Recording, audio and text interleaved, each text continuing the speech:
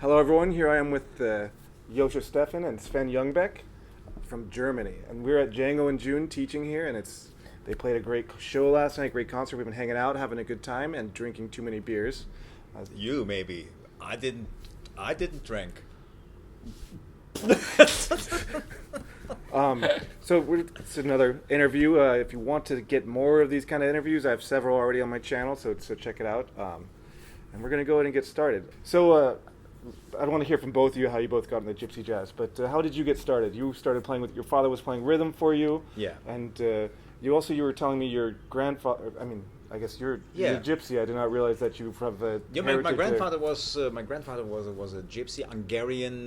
We have Hungarian roots, but he grew up in Germany already. He was born in the north of Germany, but he grew up in Berlin, what was like in the 20s, like a huge city and a great place. But he was, of course, also in the concentration camp. He survived.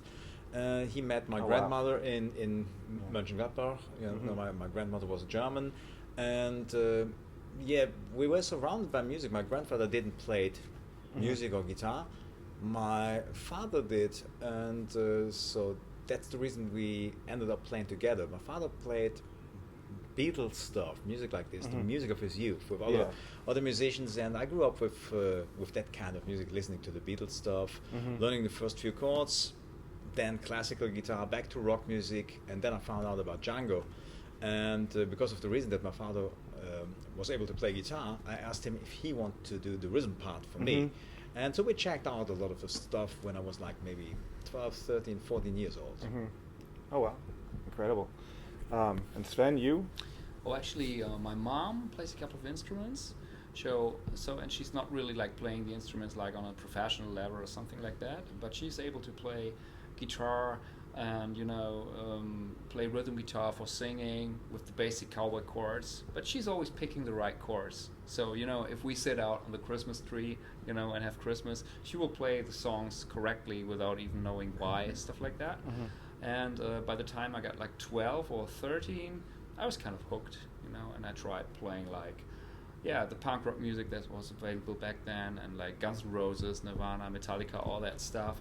And that was my grandma who saw a documentary of Django Reinhardt on TV.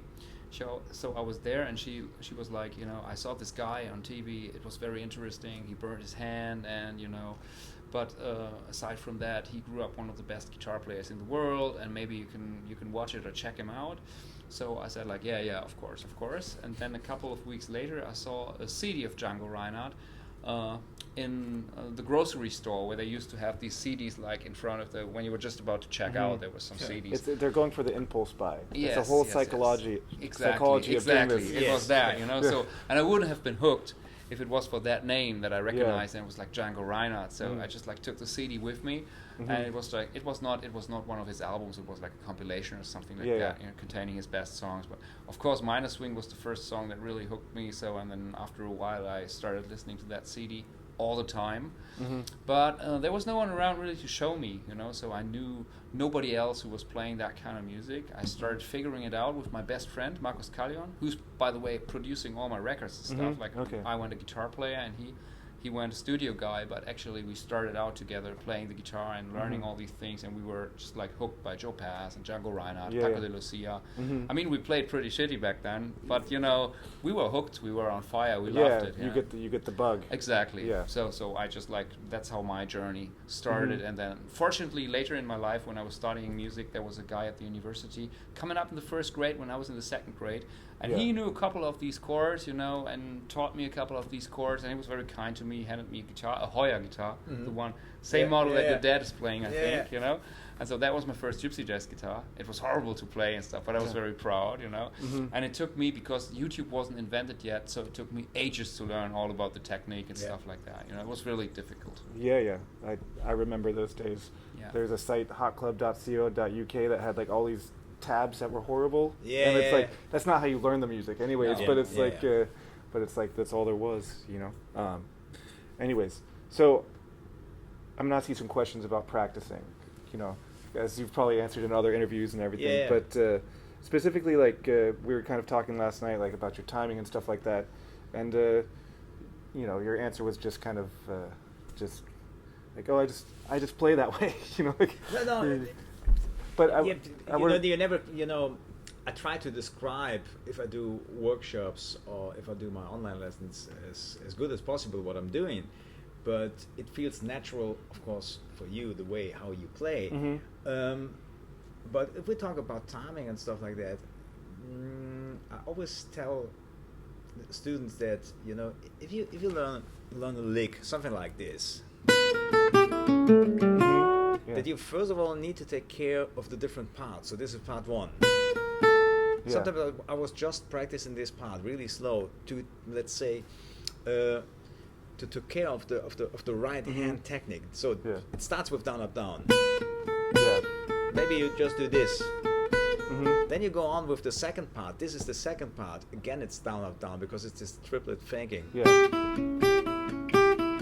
Yeah. This is the third part, and the fourth part is just maybe just this. Yeah. But together it's like. But the timing is, I think, or my sense of timing comes from learning stuff like this in different parts. So I'm always aware what I'm doing at every single part. Yeah. I can even use it as a repeating pattern. So and that was the way I saw a lick, like different parts, to understand really what I'm doing with the right hand technique. And I always started to play, or let's say to practice very slow until I really understood what I'm doing with the right hand. Yeah. And it's still an advice to students that they could practice the whole thing even without the left hand, because what happens, and I see it very often at workshops, that people tend to watch their left hand, especially guitar players. They're more like they take more care of this than of the right hand, and then you see directly that they play alternate or whatever. So if you play this,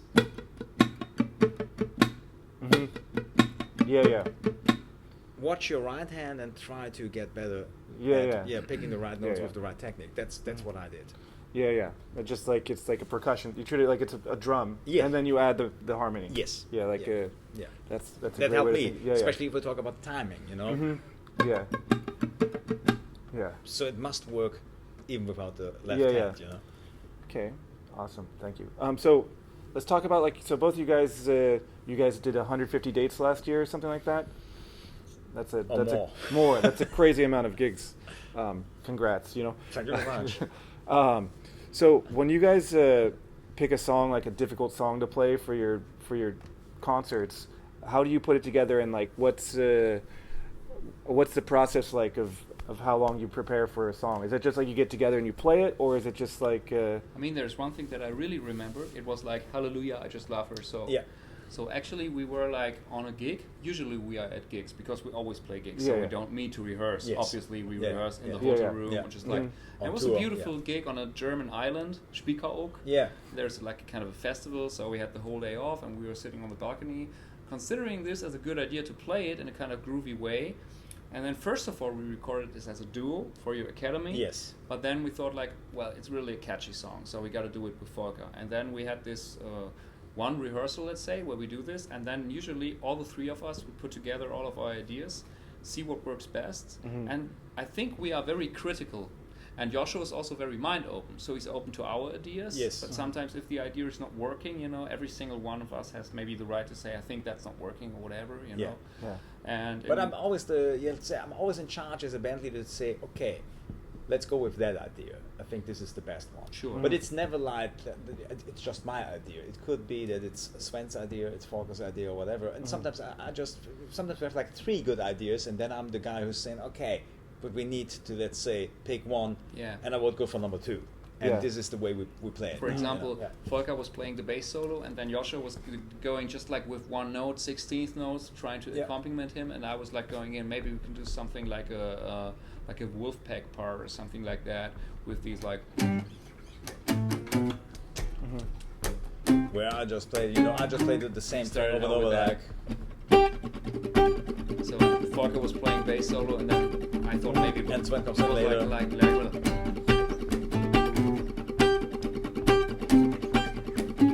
Which is actually a very poppy part, you know. Yeah, yeah. But the people love it. Yeah, yeah. And we love it. Yeah, yeah. It's fun.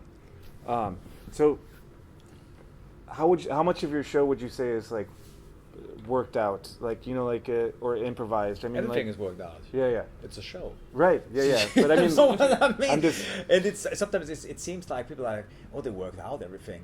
Of course, the solos are not worked out. Yeah, so yeah. this is the part that is improvised. But it's for me, it's a different thing. If I'm a guest artist with some, let's say, musicians, then sometimes it's more like playing some standards, and I have fun doing this.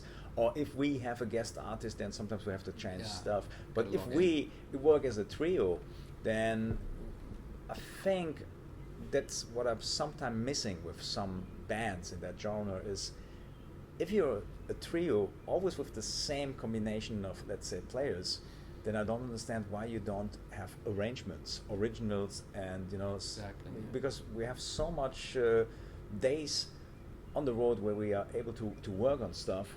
And that helps, of course, to, let's say, make our performance much better. Mm-hmm. And so we worked on every song that we play. It's sometimes we have something that we say, okay, we leave this a little bit more like a jam tune, where we don't, let's say, over arrange. Yeah. You need to be careful with that. It's always like half. We have a song with a very strong arrangement, and then maybe we play one that is, let's say, it's just like a melody on the player. You don't need to rehearse it. You're just like, Just like, okay. It's more about maybe my playing, and I play a very long solo on that one. And then we have feature songs. What is really important for the trio as well.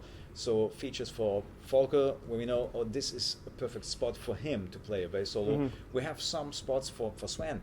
And people always ask me, so why is Sven not soloing on every song? I said, because then again, we have the same formula as everyone else. It's again like a jam session. Yeah, yeah. Sven is really a great rhythm guitar player, and he's a great soloist. But I think it's for the show or for the audience, it's just it's important to have these highlights that Sven has like two solos in the first half and two solos in the second half, and the same with Volker.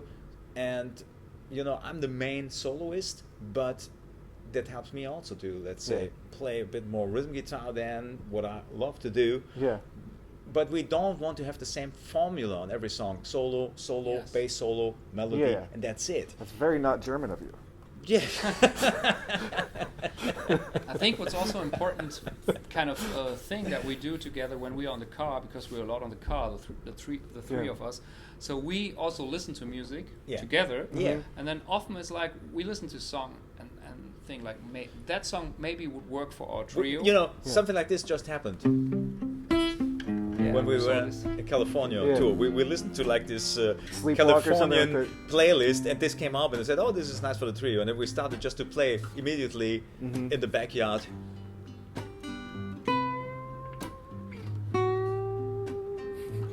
Sleepwalk.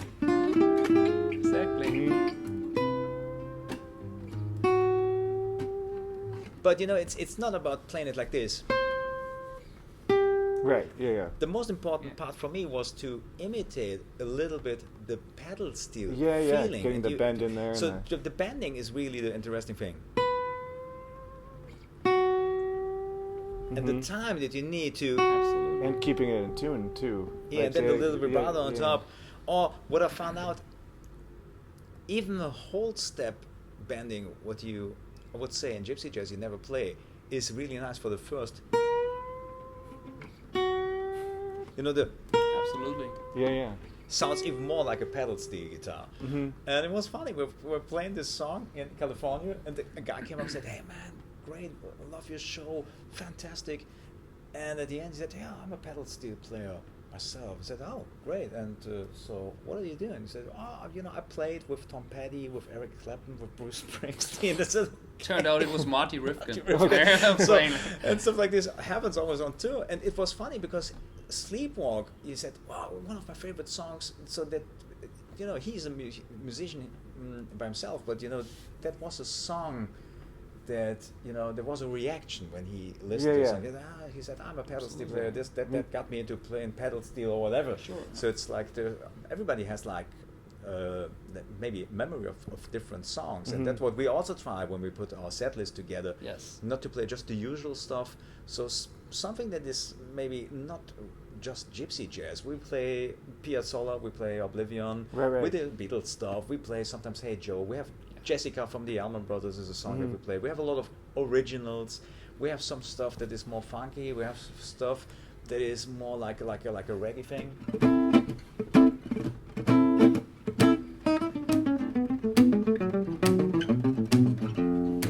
Stuff like that to keep it also a bit more interesting for ourselves. I love the La Pompe rhythm; it's great. But if you play on a Django festival, everybody loves that rhythm. But if you play somewhere and you have like 300 people in your audience, maybe 270 absolutely never heard of gypsy jazz, or let's say they know about Django Reinhardt but they never really listened to that style, they get bored when they hear the same thing over and over and over and over. To me, I can listen to gypsy jazz 24 hours because I love that style. That's the reason we chose that's that why style. We're here. Sure. But I had the chance to play with people like Tommy Emmanuel, for example, and if you play with Tommy, then you're interested also in Chet Atkins, or if you play with other musicians, think, wow, he's playing this funky stuff that I really like, or that guy is playing more classical stuff that could maybe involve like also the Piazzolla thing or whatever. Absolutely. And it's just because I love a lot of different genres, so that's the reason that I thought, okay, gypsy swing is maybe what we are doing, or let's say this is more what we're known for, but how could we, let's say, include other stuff that fits to our playing? And we love to do that, and people love it too. And maybe even within the style, I also think like it's important if an audience shows up, and it's guitar freaks, but not gypsy jazz freaks only, Yeah. So you want to show them maybe the whole world of gypsy jazz and not just the medium up swing. So you might want to show that they listen to the bolero and to the gypsy rumba. Yeah. So and it's different kind of like feels. Yeah, the different textures. To have a nice waltz, all this great stuff. Django was he was playing waltzes, but he never recorded one. I think there were some waltzes before his accident where he was playing banjo. He did. I'm super nerd about all this music stuff, but he did record with Beryl Ferré and Guarino, this accordion player, and Django's actually playing rhythm on it, and it's Beryl Ferré playing the lead part, which is probably the only recording of Django playing rhythm for anyone. Because maybe it was back then the time of swing music, and I think back then it was the same thing, like in the 60s or in the 90s with record companies. They asked artists for, let's say, material that they wanted to sell, and it was more like dance music, swing music, and I think they were maybe not interested to, let's say, record a waltz. Otherwise, maybe Django would have recorded a lot of waltzes. Also the waltzes were from France, and it's often like the music that's coming from your hometown. People are not that interested in that. So I think like they're also going where the money is. Like, I mean, like a lot of this is like it's like all these gypsies are playing the musette music because they get paid to do it, and then swing came along and it was huge, and it was like it's like it was pop. It's the pop music of the time, and sometimes that happened. My father told me, because he is 76 now, and as I told you, he grew up with the Beatles, and he said before the Beatles he was not interested in any music at all. He said, but this is the thing. Elvis was big, and then the next thing is the Beatles, and people then, or let's say, there is a certain generation, who is not interested any longer to listen to Elvis. They just want to listen to the Beatles, and then maybe the next thing is coming, and that's how. I mean, I'm pretty sure that if Django would have lived longer, that he wouldn't have stayed with that guitar. No. I think he was like a very creative guy, so he would surely have been influenced by creative fusion and innovative things like that. Yeah. So I have two more questions for you guys. Okay. So you guys are doing 150 dates a year, but that's not all you guys are doing, because you have your Gypsy Guitar Academy that you do. Yeah. And then, so I'm sure you have some students and things like that. And how do you keep your sanity being that busy? Because you're booking concerts, but then you're touring and you're in other countries all the time. To be honest, I started an education when I was like 16 years old. I was working in an office. I had like this typical day job thing going on, and to me, when I started to be a freelancer, it was I never really thought about let's say wow, I just practice the whole day, or I do nothing, or whatever. For me, it was like, okay, in an office I had to work every day like 8 hours. As a freelancer, maybe I have to work like 12 hours every day if I want to survive. You know what I mean? It's still like my mindset. It's a mindset that you because we talk about this very often. You know, Sven was searching for a bass player. Yeah, that was hilarious. You know, younger guys. Like, you told me last I called up guys, you know, and they were like, you know, I said like it's a 3 days tour. It's paid off pretty well. I drive the car, so all you're gonna do is like sit in the back seat. You know, I have space for your bass and everything. And he was like calling me back after 2 hours. I made up my mind. Oh, I saw that I have to do like a 7-hour car ride and then a 6-hour car ride in a row. And I was going like, what the fuck? This is what we have to deal with every day. And so I'm still have this mindset that, you know, that I'm just the luckiest person in the world to, you know, every day I just have a guitar in my hands and I'm able to do what was my dream as a 6-year-old. Starting guitar player. I always wanted to be a musician. Maybe back then I wanted to be the 5th Beatle, but you know what I mean? Yeah, sure. But still, you're here. Yeah, like it's just fantastic. I play in the States. We play Australia later this year. We play very often in Italy, in Poland, in Spain, all over the world. We play in Germany all the time. Most of the shows are sold out now. So it was, let's say, you know, of course, I worked 30 years. To reach that level, you know, I was part of the Josh Benson camp. Tommy Emmanuel is a dear friend. I met Steve Lukather. He invited me to see the Total concert. You know, stuff like this is going on all the time, and you think, wow, that's great. But I worked a lot, and I still work a lot. And I think stuff like having a management, a booking agent, a record company, stuff like that changed a lot within the last 30 years. So the internet, you know, that's the reason we're here. You know, what we're doing is internet now. Because you have the chance to, let's say, get more known if you have good material, if you're a good player, but you need to be also a great producer as well.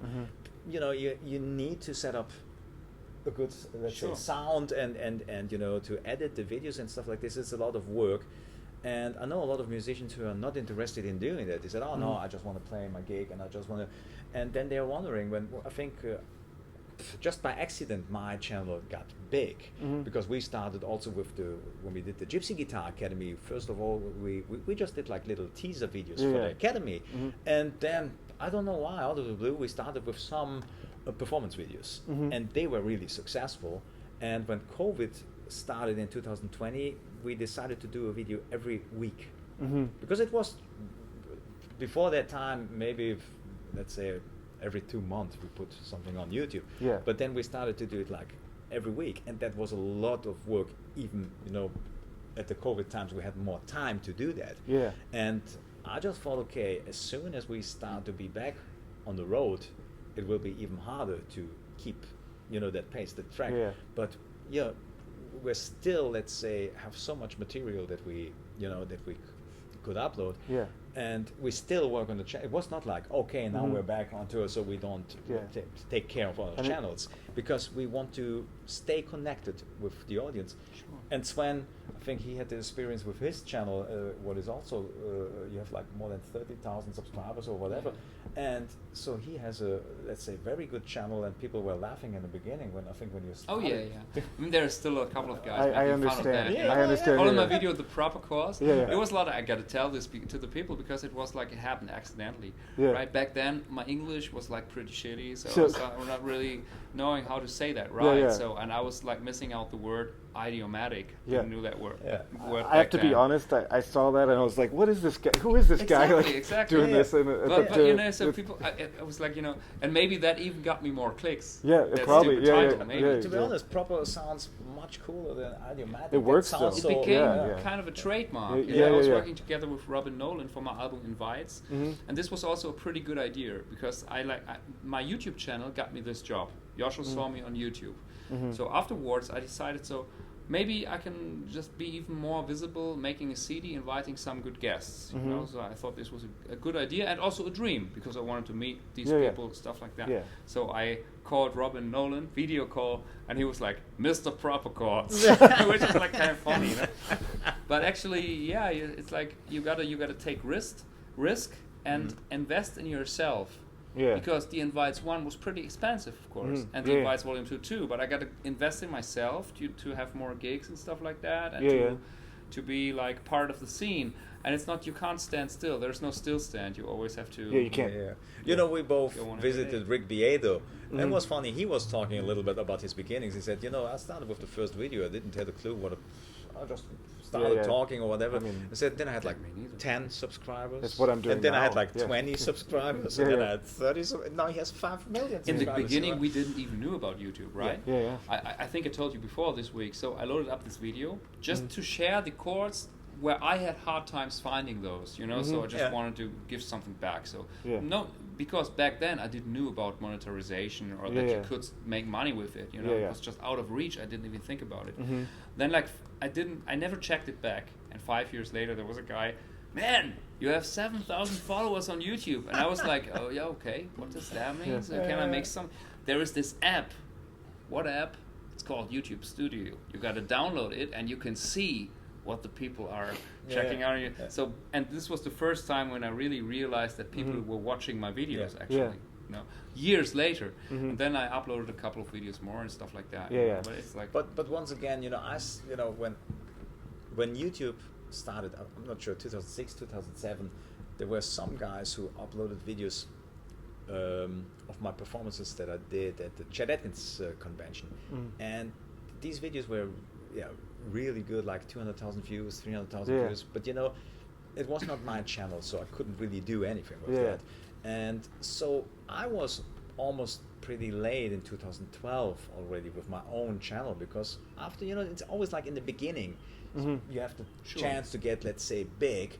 And if you wait too long, like Andy McKee, for example, I think, of course, that it's getting harder and harder and harder, of course, to get views and people. So I think the only thing, it's like playing music. The only thing that will not work is to copy somebody's idea. You know, no people say, I do the same thing as Rick Beato said.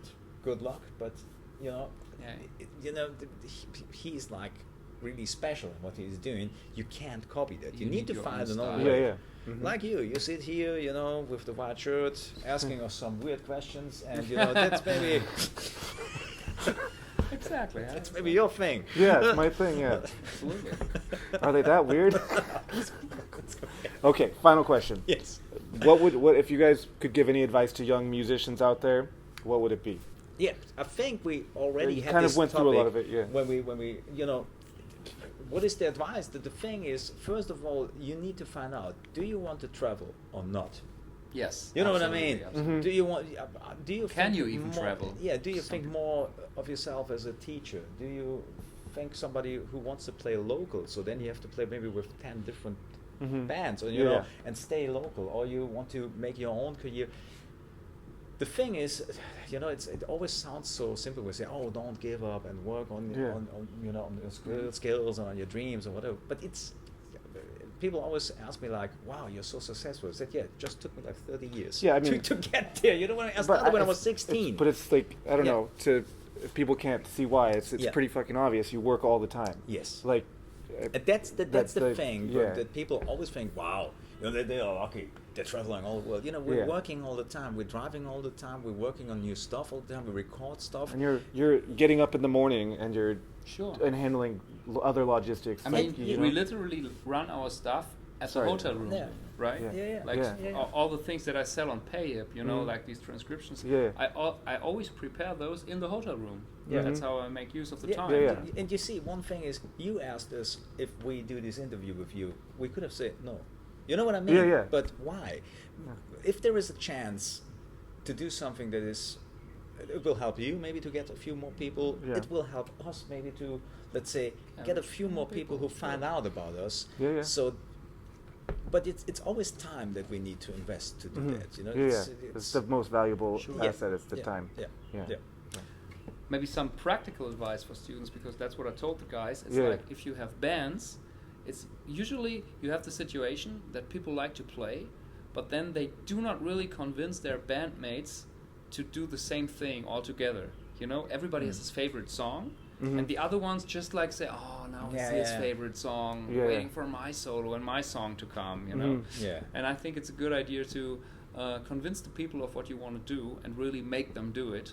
And if somebody else has an idea and he's in your band, try to practice that song, even if it's not your favorite song. Just treat it the same way as you would treat your songs, and then the band will get great. Yeah. Okay. What are you trying to tell Joscho with that? All right.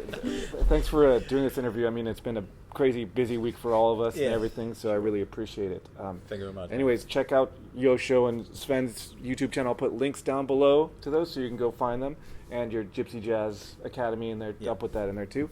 And if you like this kind of content, like and subscribe and share. Yes. Okay, now we play one? Yeah. Okay.